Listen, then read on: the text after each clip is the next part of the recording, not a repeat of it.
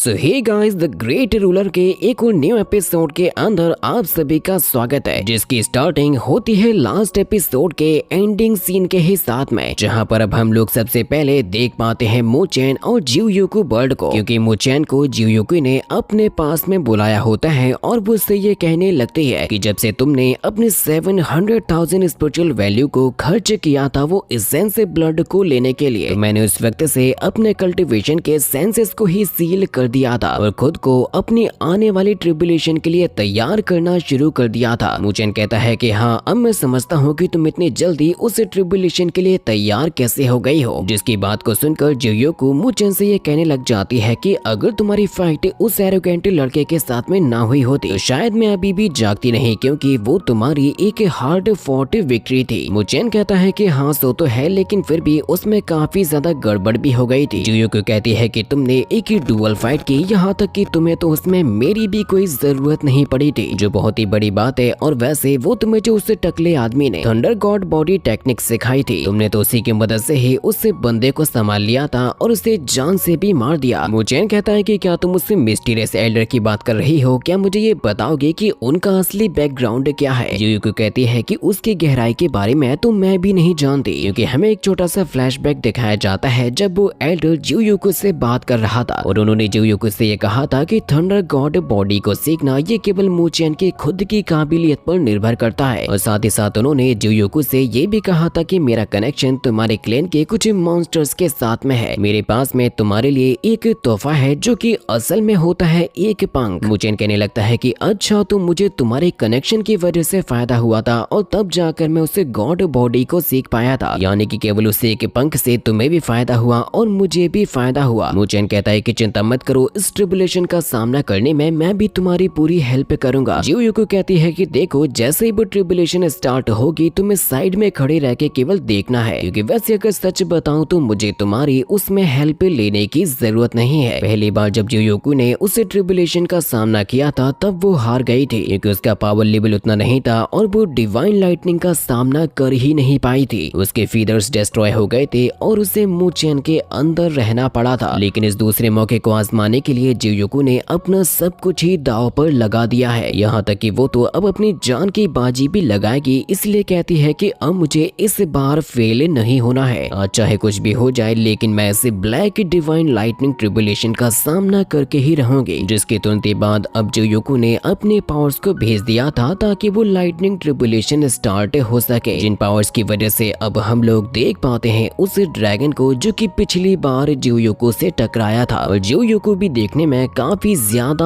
Awesome लग रही थी, जो कि तुरंत ही अपने विंग्स को और अपनी बीस्ट बॉडी को एक्टिवेट कर लेती है और ये कहती है कि मुझे इस ट्रिब्यूलेशन को आज किसी भी हाल में जीतना ही जीतना होगा। जिसके तुरंत ही बाद अब उसे लाइटनिंग ट्रिब्यूलेशन का सामना करने के लिए निकल चुकी थी। लेकिन ये ट्रिब्यूलेशन कहने में जितना आसान लगता है उतना बिल्कुल भी नहीं है। मुझे जब उस लाइटनिंग ट्रिब्यूलेशन के नजारे को देखता है तो वो उसको देखते ही कहने लगता है ये ब्लैक डिवाइन लाइटनिंग ट्रिब्यूलेशन पिछले के मुकाबले कई गुना ज्यादा टेरिफाइंग लग रही है। उसका ऑरा ही देखने में इतना ज्यादा सफोकेटिंग लग रहा है, लेकिन जब जियोकू उसमें जाएगी तो उसका क्या होगा। लेकिन जियोकू भी अपने ऑरा को फैलाते हुए तेजी के साथ में उसकी तरफ बढ़ती ही चली जा रही थी। और अब ये तो वक्त ही बताएगा कि इनका मुकाबला क्या रिजल्ट देगा, जहाँ पर अब तुरंत ही जियोकू और उससे ब्लैक ड्रैगन के बीच में एक काफी खतरनाक लेवल की फाइट भी स्टार्ट हो जाती है। वो ड्रैगन तो वैसे भी एक ही डिवाइन लेवल का और एक गॉड लेवल का बीस्ट होता ही है, लेकिन साथ ही साथ उसका साइज भी इतना ज्यादा होता है कि अगर उसने जियोकू को पकड़ लिया तो डेफिनेटली वो चंद सेकंड में जियोकू को हरा भी सकता है। लेकिन जैसे ही जियोकू ने अपने पावर्स का यूज करते हुए उस पर हमला किया था तो उनके बीच के पावर क्लैशिंग से कुछ पावर्स नीचे भी गिरने लगती है। जो नजारा देखते हुए मुचेन कह रहा था कि जियोकू तुम्हें आखिरकार ये करके दिखाना ही होगा। जिनका बैटल अब खतरनाक तरीके से आगे बढ़ने लगता है। जैसे वो ड्रैगन हमला करने की कोशिश करता है तो उससे पहले ही जियोकू ने अपना अटैक कर दिया था और उस ड्रैगन की तो हालत ही खराब करके रख दी थी। मुचेन उसको देखकर कहता है कि यकीन नहीं होता जियोकू की पावर्स से काम कर रही है। और जैसे ही वो ड्रैगन थोड़ा सा असहाय हो जाता है तो फिर उसी मोमेंट पर आसमान में से काफी खतरनाक और गॉड लेवल की चेन से नीचे आने लगती है जियोकू को रोकने के लिए। जो चीज काफी ज्यादा शॉकिंग होती है कि आखिर इस ट्रिब्यूलेशन में ये चेन्स का क्या काम है। देखकर ऐसा लग रहा था जैसे कि उसे ड्रैगन ने जियोको को रोकने के लिए ये सब कुछ किया हो, क्योंकि इतनी ज्यादा खतरनाक ऑरा के अंदर अब तो जियोको का रह पाना भी मुश्किल हो रहा था। और जैसे ये खतरनाक लेवल की लाइटनिंग स्ट्राइक जियोको के ऊपर होती है उसकी हालत खराब हो जाती है। तो फिर मुचेन तुरंत ही उसे बचाने के लिए निकल जाता है, लेकिन उसके ऊपर भी उन चेन्स के द्वारा हमला किया जा रहा था। मुचेन जैसे तैसे करके उनका मुकाबला करते हुए अपने आप को आगे बढ़ा रहा था। मुचेन भी अब अपने काफी पावरफुल पंच को प्रिपेयर करता है और उसकी मदद से अटैक करने लगता है कि चेन के ऊपर। लेकिन उस गॉड लेवल की चेन को तोड़ना इतना आसान नहीं था, जिससे कि वो दोबारा से अटैक करता है, जिससे कि उसने आखिरकार उसी अटैक के साथ में उस चेन को तो तोड़ दिया था। लेकिन वो लाइटनिंग ट्रिबुलेशन को नहीं संभाल पाता, क्योंकि जैसे ही उसके ऊपर अटैक हुआ था तो मुचेन सीधा ही जमीन से जाकर टकराता है और उसकी भी हालत खराब हो जाती है, क्योंकि उसके लिए लाइटनिंग ट्रिबुलेशन को संभालना ये कोई मजाक की बात नहीं थी। साथ ही साथ उसी मोमेंट पर अब तभी हम लोग जियोको को देख पाते हैं, जिसकी बॉडी के अंदर अब उस फीदर की पावर एक्टिवेट होने लगी थी, जिस फीदर की वजह से अब उसके चारों तरफ ही एक शील्ड टाइप की क्रिएट हो जाती है, जो पावर्स अब उसके पास में आने की वजह से जियोको कहती है कि तुम मुझे इतनी आसानी के साथ में रोक नहीं पाओगे, जिसने वाकई में उन चेन्स को तोड़ दिया था। और अब वो आगे बढ़ने लगी थी, जो फीदर अभी नीचे आ चुका था मुचेन के हाथ में। मुचेन उस अटैक की वजह से इतना कमजोर हो चुका था कि वो तो अपने आप को खड़ा भी नहीं कर पाता। जियोको की रफ्तार और पावर अब काफी ज्यादा बढ़ चुकी थी और वो सीधा ही टकराने को जा रही थी उसी ड्रैगन से। लेकिन जैसे ही जियोको ने उसी ड्रैगन की बॉडी के अंदर एंटर किया था तो यहाँ का नजारा देखने में काफी ज्यादा अजीब सा लगने लगता है। और साथ ही साथ तभी उसको किसी की आवाज आने लगती है, जो कि जियोको से ये कहती है कि क्या तुम ये जानती हो कि तुम इस ट्रिबुलेशन में हार क्यों रही हो? इसका सीधा और इकलौता रीजन ये है कि तुम्हारा जो ब्लड लाइन कनेक्शन है वो एक ह्यूमन के साथ में है, जो तुम्हारी पावर्स के ऊपर, तुम्हारी क्लीन पावर्स के ऊपर बोझ बना हुआ है, जिसकी वजह से तुम्हारा ब्लड इम्प्योर हो चुका है। और अगर तुम इसके साथ में ट्रिबुलेशन का सामना करोगी तो बर्बाद हो जाओगी। जो पर्सन देखने में जियोको का एक ईविल वर्जन लग रहा था, वो जियोको से कहती है कि ह्यूमन से ग्रीडी होते हैं, सेल्फिश होते हैं और सेल्फ राइटस होते हैं। क्या तुम अभी तक इंसानों की असली फितरत को पहचानी नहीं हो? जिससे कि जियोको कहती है कि कम से कम वो तुम्हारे जैसा तो नहीं है। वो ईविल पर्सनालिटी कहती है कि सच में जियोको तुम कितनी ज्यादा नादान हो, क्योंकि आखिरकार है तो वो एक इंसान ही, उसे तुम्हारी वैल्यू तब तक है जब तक कि तुम उसके काम की हो। जियोको उससे कहती है कि मेरे दिमाग से दूर हो जाओ, तुम्हें आखिर क्या करना है मेरे काम से? वो कहती है कि जियोको मुझे ये बताओ जरा कि एक इंसान के साथ में तुम्हारी ब्लड लाइन जुड़े होने की वजह से क्या वो हेल्प कर सकता है इस ट्रिबुलेशन में, या फिर वो एक बोझ की तरह है जिससे कि तुम अपनी सभी शक्तियों का यूज तक नहीं कर सकते? बेहतर यही होगा कि उसके साथ में अपने कनेक्शन को तोड़ दो, वरना तुम कभी भी इस ट्रिबुलेशन को पास नहीं कर पाओगी। जियोको कहती है कि नहीं, ऐसा नहीं हो सकता, वो मेरा एक बहुत ही अच्छा दोस्त है। वो कहती है कि क्या तुम जानती हो कि वो जिसे बचाना चाहता है वो तुम नहीं बल्कि उसकी स्वीट हार्ट लुओली है, और तुम उसके लिए केवल पावर्स को बढ़ाने वाले एक टूल की तरह हो जिसे वो जब चाहे तब फेंक सकता है। यहाँ तक कि वो तो आज भी तुम्हारी हेल्प करने के लिए नहीं आएगा, बल्कि तुम्हें इस तरीके से मरने के लिए छोड़ देगा। अगर तुम्हारा ब्लड लाइन कनेक्शन उसके साथ में ना जुड़ा हुआ होता तो तुम कब की इसमें पास हो चुकी होती। अब तुम मुझे ये बताओ कि जिस ट्रिबुलेशन का इंतजार तुम इतने समय से कर रही थी, क्या उसे दोबारा से हारना चाहती हो, या फिर एक सबसे बेस्ट ऑप्शन ये है कि तुम उस ब्लड लाइन कनेक्शन को तोड़ दो और अकेले अपने रास्ते पर निकल जाओ? क्या तुम्हारे अंदर इतनी भी शक्ति नहीं है कि तुम अपनी किस्मत को खुद से ही चुन सको? यहाँ तक कि मुचेन को भी अब अपना वो ब्लड लाइन कनेक्शन नजर आने लगा था, जिसकी पावर अब कमजोर पड़ने लगती है। तो मुचेन भी सोचता है कि आखिर ऐसा कैसे हो रहा है? कहीं ऐसा तो नहीं है कि कोई हमारे ब्लड लाइन कनेक्शन को तोड़ने की कोशिश कर रहा हो, जो कि वहाँ से डिसअपीयर हो चुका था। तो अब मुचेन डिसाइड करता है कि वो जियोको के पास में जाएगा, जिससे कि अब वो तुरंत ही अपनी थंडर गॉड बॉडी को एक्टिवेट करके निकल चुका होता है जियोको के पास में, जिसका नजारा देखने में बहुत ही ज्यादा औसम होता है, क्योंकि मुचेन इस लाइटनिंग का भी मुकाबला करते हुए आगे बढ़ रहा था। थंडर गॉड बॉडी का यूज करने के बाद भी मुचेन को इसमें सफर करना पड़ रहा था, लेकिन वो फिर भी आखिरकार जियोको को चिल्लाते हुए उसके पास में पहुंचने ही वाला था। और दूसरी तरफ जियोको सफर कर रही थी अपने आप को अपनी ही पर्सनैलिटी से बचाने के लिए, क्योंकि वो उसके दिमाग में एक ही बात को डाल चुकी थी कि भले ही तुम कितनी भी ज्यादा दर्द में क्यों ना हो, लेकिन वो बंदा तुम्हें बचाने के लिए कभी भी नहीं आएगा। इसलिए बेहतर यही है कि ब्लड लाइन कनेक्शन को तोड़ो और अपनी किस्मत को खुद से लिखो। जरा इस बात को तो सोचो कि नाइन नीदर क्लीन आखिर एक ह्यूमन का फ्रेंड कैसे हो सकता है। इंसान तो वैसे भी धोखेबाज होते हैं और तुम्हारी दोस्ती उसके साथ में होने की वजह से क्लेन भी तुम्हें एक्सेप्ट नहीं करेगा। तुम अपने क्लेन के लिए एक बहुत ही बड़ा धब्बा साबित होगी, क्योंकि इंसान कभी भी हम जैसे गॉडली बीस्ट का भला नहीं चाहते बल्कि हमें यूज करना चाहते हैं। जिसने साथ ही साथ जुयोको को अपनी बंदिशों में जकड़ के उसे बहुत ही बुरी तरीके से इंजर्ड कर दिया था, केवल इस वजह से ताकि वो मूचेन के साथ में बनाए गए अपने कनेक्शन को तोड़ दे। अब तो जुयोको की बॉडी भी नीली पड़ने लगती है, जिससे कि अब वो याद करती है मूचेन के साथ में बिताए गए अपने समय को, कि जब उसकी जान खतरे में आई थी तो वो मूचेन ही था जिसने उसे बचाया था। इविल पर्सन कहती है कि अगर तुम्हारे पिता को इसके बारे में पता चला कि तुमने एक इंसान के साथ में अपना कनेक्शन बनाया है, तो क्या तुम्हें ये लगता है कि वो मूचेन को जिंदा भी रहने देंगे? तुम आखिर क्या सोच रही हो? क्या वाकई में वो तुम्हें बचाने के लिए आएगा? गद्दार इंसानों से उम्मीद रखना ये तुम्हारी सबसे बड़ी गलती है, क्योंकि तुम्हें कोई भी बचाने के लिए नहीं आएगा। जुयोको उसे रुकने के लिए कहती है कि प्लीज रुक जाओ, ऐसा मत करो। वो कहती है कि अगर तुम खुद से उस कनेक्शन को नहीं तोड़ोगी तो मुझे मजबूर होना होगा उस कनेक्शन को तोड़ने के लिए। चलो अब मैं भी देखती हूँ कि आखिर कौन है जो कि अब तुम्हें बचाने के लिए आएगा। और जैसे ही वो उस कनेक्शन को तोड़ने वाली होती है तो फिर तभी वहाँ पर पहुँच जाता है मूचेन और ये कहता है कि तुमसे आखिर ये किसने कहा कि अपने साथी अपने दोस्त को बचाने के लिए मैं नहीं आऊंगा। मूचेन तभी जुयोको से ये कहने लग जाता है कि मैं जानता हूँ कि तुम्हारे दिल के अंदर कौन सा डर बैठा हुआ है जो कि तुम्हें डरा रहा है और इस कनेक्शन को तोड़ने पर मजबूर भी कर रहा है। मैं अच्छे तरीके से जानता हूँ कि तुम्हारे अंदर क्या है, लेकिन जुयोको की इविल पर्सनैलिटी मूचेन को दूर करने की कोशिश कर रही थी। मूचेन कहता है कि जिस वक्त से हमारा ब्लड लाइन कनेक्शन एक दूसरे के साथ में जुड़ा था, हम लोग तभी से ही ऐसे पार्टनर्स बन गए थे जो कि जिएंगे तो साथ में और मरेंगे तो साथ में। फिर आखिर तुमने ये कैसे सोच लिया कि मैं तुम्हें यहाँ पर मरने के लिए छोड़ दूंगा? इविल पर्सनैलिटी ये कहने लगती है कि ये इंसान केवल तुम्हें अपनी बातों में फंसाना चाहता है। मूचेन जुयोको से कहता है कि अगर तुम्हारे साथ में मेरे होने के बाद भी तुम्हें डर लगता है, तुम्हें इनसिक्योरिटी फील होती है, तो चलो इस सारे के सारे इल्यूजन को हम लोग मिलकर ही तोड़ते हैं। जहाँ पर मूचेन उससे बैरियर को तोड़ने लगा था और जुयोको की इविल पर्सनैलिटी कह रही थी कि तुम्हें रिग्रेट होगा, जिससे कि जुयोको कहती है कि मैं जिस पर भरोसा नहीं कर सकती वो मेरा दोस्त नहीं बल्कि तुम हो। और जुयोको ने भी अपने चारों तरफ बने हुए उस बैरियर को तोड़ना शुरू कर दिया था, जो कि सिर्फ और सिर्फ उसके मन के अंदर छुपे हुए डर की वजह से बना हुआ था। लेकिन एक ही झटके के साथ में वो सब कुछ ब्रेक हो जाता है और वो दोनों ही अभी नीचे आ जाते हैं। और अब दोनों ही नीचे आकर एक दूसरे के घाव के बारे में और एक ही दूसरे के हाल के बारे में पूछते हैं। तभी जुयोको मूचेन से कहती है कि तुमने अपने आप को फोर्स क्यों किया था उस ट्रिबुलेशन में आने के लिए? मूचेन कहता है कि अगर तुम उसमें फेल हो जाती तो आखिर मैं कैसे सेफ रह पाता? मुझे तो केवल इस बात का डर था कि तुम्हारे साथ में कहीं मैं भी उसी में ना मारा जाऊं। जो बात सुन के जुयोको मुस्कुराती है और ये कहने लगती है कि मैंने ना जाने तुम्हें कितनी बार बचाया होगा, और चलो आखिरकार आज तुम भी मेरे किसी न किसी काम आ ही गए। मेरी ट्रिबुलेशन कंप्लीट हो चुकी है तो मैं एक पीसफुल जगह पे जाना चाहती हूँ, क्योंकि अब मुझे अपनी फिजिकल बॉडी को इवॉल्व करना है सोते हुए, क्योंकि अब मैं जब कभी भी जागूंगी तो मुझे अपने नाइन नीदर सेक्ट में होना होगा, क्योंकि तब तक मैं एक ट्रू डिवाइन बीस्ट बन चुकी होंगी। जिससे कि मूचेन कहता है कि अच्छा तुम्हें आखिर इसमें कितना समय लगेगा? जुयोको कहती है कि तुम मेरे बारे में चिंता मत करो, बल्कि सबसे ज्यादा तुम्हें तो अपनी ट्रेनिंग के ऊपर ध्यान देना चाहिए, क्योंकि फिजिकल ट्रांसफॉर्मेशन काफी समय मांगता है। इसीलिए मैं इस काम को करने में जल्दबाजी तो बिल्कुल भी नहीं कर सकती। लेकिन साथ ही साथ उसके हाथ में एक अनडाइंग फायर होती है जो कि वो मूचेन को दे देती है और ये कहने लगती है कि अगर वाकई में तुम्हें मेरी चिंता है तो प्लीज अपने आप को मत मारना और प्लीज किसी ऐसे मसले में मत फंसना जहाँ पर तुम्हारी जान चली जाए, क्योंकि तुम्हारी बॉडी के अंदर अब इविल एनर्जी आ चुकी है। मूचेन कहता है कि ठीक है तुम चिंता मत करो, जिससे कि जुयोको अब अपने स्लीप में चली जाती है। लेकिन मूचेन की बॉडी के अंदर अब जो इविल पावर्स आ गई थी वो उसे दर्द देती है। तो मूचेन कहता है कि क्या ये ब्लैक डिवाइन लाइटनिंग है? जिसके बाद फिर मूचेन के पास में वो टकले एल्डर भी आ जाते हैं जो कि एक नॉर्थन सी ड्रैगन होते हैं और 9th ग्रेड के सोवरेन होते हैं। मूचेन उनका शुक्रिया अदा करता है क्योंकि इनकी वजह से वो कल्टीवेट कर पाया था लाइटनिंग गॉड बॉडी को। वेल्डर कहते हैं कि बताओ बताओ वो तुम्हारी प्यारी सी बर्ड कहाँ पे है? क्या वो अपनी ट्रिबुलेशन को पास करके स्लीप में चली गई? मूचेन कहता है कि हाँ, जिस मोमेंट पर तभी उसके पीछे से वहाँ पर आ जाती है लोली, जो कि मूचेन से अब अपनी आगे की जर्नी को स्टार्ट करने के बारे में कहती है। लेकिन तभी वो एल्डर ये कहने लग जाते हैं कि कितनी अच्छी बात है मूचेन कि तुम्हारे साथ में वो लड़की है जुयोको, जिससे कि लोली कहती है कि जियू आखिर ये कौन है। एल्डर कहते हैं कि जियू वो है जिसके साथ में इस लड़के का ब्लड लाइन कनेक्शन है, और कनेक्शन भी ऐसा वैसा नहीं है। ये लोग जिएंगे तो साथ में और मरेंगे तो साथ में, और इसका सबसे बड़ा सबूत है ये फीदर जिसके सामने ये सब कुछ हुआ, जिसे वो वापस ले लेते हैं। तो मूचेन कहने लगता है कि सीनियर आपने ये सब कुछ जानबूझकर किया, जो कि मूचेन को फंसाकर अब यहाँ से तुरंत ही चले जाते हैं। मूचेन लोली से कहता है कि मैं तुम्हें बताता हूँ कि असल में बात क्या है। लोली कहती है कि तुम्हारा एक ब्लड लाइन कनेक्शन है, जीने मरने की कस्में भी खा रखी हैं, वो भी एक लड़की के साथ में, और इसके बारे में मैंने आज तक सुना भी नहीं है, जो कि अपनी सिवॉर्ड को निकाल रही थी। तो मूचेन ये कह रहा था कि नहीं वो एक लड़की नहीं है बल्कि एक बर्ड है, तुम जरा मेरी बात को तो समझो, वो एक डिवाइन बीस्ट है। मैं तुम्हें पूरी कहानी बताता हूँ। जिससे कि मूचेन ने उसे रात भर में अपनी पूरी की पूरी कहानी सुना दी थी जियूकू वाली। लोली कहती है कि यानी कि अब वो स्लीप में चली गई है। मूचेन कहता है कि उसने मुझे ना जाने कितनी बार ही बचाया होगा, इसीलिए मैंने उससे वादा किया था कि मैं उसकी ट्रिबुलेशन में जी जान से हेल्प करूंगा। और मूचेन जैसे ही सफाई देने की कोशिश करने लगता है तो लोली उससे कहती है कि मुझे तुम पर यकीन है, और क्योंकि तुम जियूकू के साथ में अपनी लाइफ शेयर करते हो तो यानी कि तुम्हारे कंधों पर बहुत ही बड़ी जिम्मेदारी भी है, तुम्हारे खुद के लिए और जो लोग तुमसे प्यार करते हैं उनके लिए तुम्हें एक अच्छी लाइफ को जीना होगा। तो मूचेन भी उससे कहता है कि हाँ मैं समझता हूँ और शुक्रिया लोली। जिसके बाद अब हम लोग अगले ही सीन के अंदर मूचेन और लोली को देखते हैं जो कि जा रहे होते हैं डीन के पास में, जो कि अपने साथ के दो एल्डर्स के साथ में खड़े हुए थे। मूचेन तभी लोली से कहता है कि तुम्हें अपनी लुओ गॉडेस अवार्ड को अपने हाथ में रखना होगा। जिसके तुरंत बाद अभी ये लोग पहुंच जाते हैं मास्टर्स के सामने। मूचेन डीन से यह कह रहा होता है कि इस हंट बैटल के अंदर लोली ने भी बहुत ही अच्छा खासा परफॉर्मेंस दिया था, इसी वजह से मैं आपके सामने एक रिक्वेस्ट लेकर आया हूँ, और मैं चाहता हूँ कि लोली को एनलाइटमेंट खुद एल्डर के द्वारा मिलना चाहिए। डीन कहते हैं कि हाँ बिल्कुल मैं भी कुछ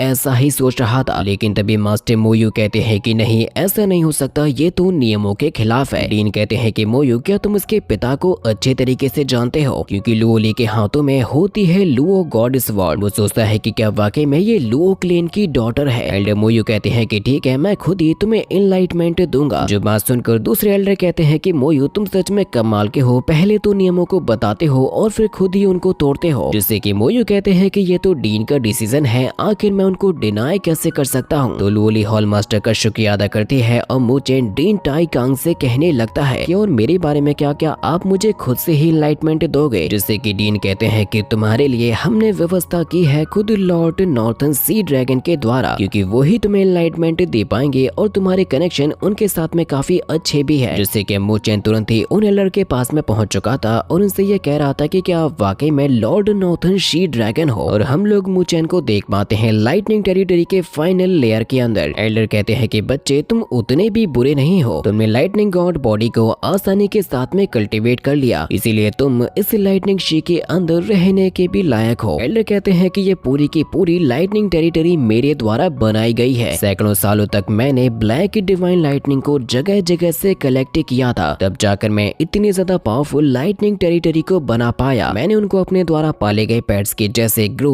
और इवॉल्व होते हुए देखा है, लेकिन यही सब कुछ करते हुए मैंने एक अनग्रेटफुल रेंच को भी रेज कर दिया था, क्योंकि इस लाइटनिंग शी के अंदर खुद की ही लो लेवल की इंटेलिजेंस से ग्रो हो गई थी और इस शी ने अपने आप को एक लाइटनिंग स्पिरिट में भी बदल लिया। मैंने इसको फीड करने की बहुत कोशिश की ताकि मैं इस तक पहुंच सकूं, लेकिन मैं जब भी इसके पास में जाने की कोशिश करता हूँ ये मेरे ऊपर लाइटनिंग स्ट्राइक मार देती है। तो मूचेन उनसे कहता है कि लॉर्ड ड्रैगन आप मुझे साफ साफ बताइए कि आप मुझसे करवाना क्या चाहते हो। लॉर्ड ड्रैगन कहते हैं कि ये पूरा लाइटनिंग शी ही एक लाइटनिंग बॉडी के जैसे है और इसकी कोर और गहराई के अंदर लाइटनिंग गॉड पिल छुपी हुई है, और अगर वो रीजन मुझे मिल जाता है तो मैं अर्थ सोवरेन को भी ब्रेक थ्रू कर सकता हूँ। मूचेन कहता है कि यानी कि आप मुझे मौत के कुएं में फेंकना चाहते हो आपकी हेल्प करने के लिए, लेकिन मूचेन उनको मना करता है कि नहीं मैं आखिर ऐसा क्यों करूंगा। लॉर्ड ड्रैगन कहते हैं कि तुम आखिर मुझे इस तरीके से डायरेक्टली मना कैसे कर सकते हो। मूचेन कहता है कि सीनियर आप खुद ही इतने ज्यादा पावरफुल हो और उसके अंदर जाना नहीं चाहते, तो जरा सोचो मेरे जैसे बच्चे का तो उसके अंदर तंदूरी कबाब ही बन जाएगा। लॉर्ड ड्रैगन कहते हैं कि देखो मैं इतना ज्यादा पावरफुल हूँ कि अगर मैं फोर्सफुली उसको प्राप्त करने की कोशिश करूंगा तो ये पूरी लाइटनिंग टेरिटरी और वो पिल भी डिस्ट्रॉय हो जाएगी। तुम जैसा बच्चा क्या जाने ताकतवर होने का दर्द क्या होता है। मूचेन कहता है कि आप मुझे समझा नहीं पाओगे तो मैं वहाँ पर नहीं जाऊंगा। वेलर कहते हैं कि ठीक है हम लोग एक ही डील करते हैं, क्योंकि मैं जानता हूँ कि तुम्हारी बॉडी में पॉइजन है ब्लैक